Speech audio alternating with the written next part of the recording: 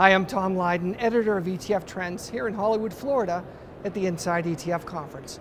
I'm here with Brian Diessner, who's Senior Vice President, Head of Sales with Global X. Brian, great seeing you. Great to see you too, Tom. Thanks for having me. There's a lot of talk about ESG.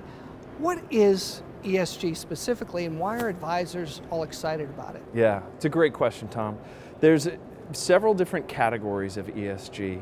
There's a little bit of alphabet soup involved here.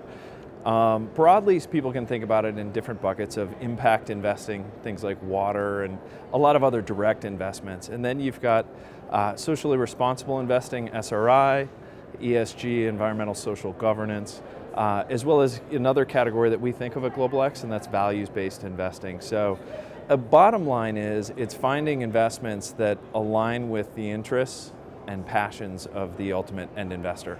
So additional layer of screens. Can you, and here's the big question, can you invest socially while maintaining your current allocation without giving up performance? Yeah, absolutely. And this is an area that's evolved significantly.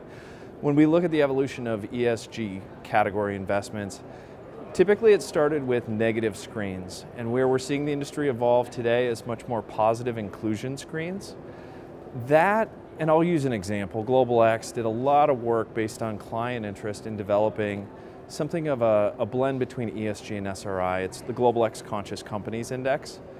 It utilizes traditional analyst framework around balance sheet items like earning statements, right? But it goes beyond that to include intangible items like customer satisfaction, employee engagement, the relationship with the community.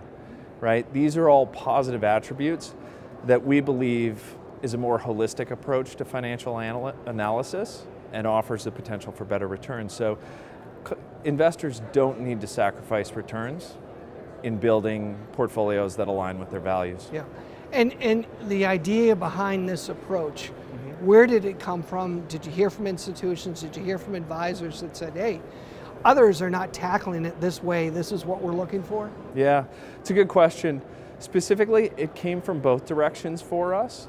And the dynamic we see happening in the marketplace is there's a top-down push from large institutions, pensions, foundations, endowments, and even insurance companies that have investment policy statements demanding that some of their assets are invested this way. Yeah. That's leading to product development.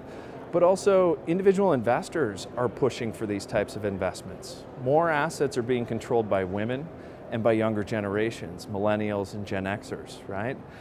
And they are showing a bias towards investing with their values. This is creating a push in the advisor space because clients are asking for it from the bottom up, but also institutions. That's leading to a lot of new product coming to marketplace. It's creating a need and an opportunity for the advisors because nothing puts them on the side of the client's table like pulling them into a values-based conversation and making that part of building the portfolio. So we're doing a lot of work there at Global X to help advisors achieve those objectives and strengthen client relationships. Yeah, absolutely. Give us a couple tickers.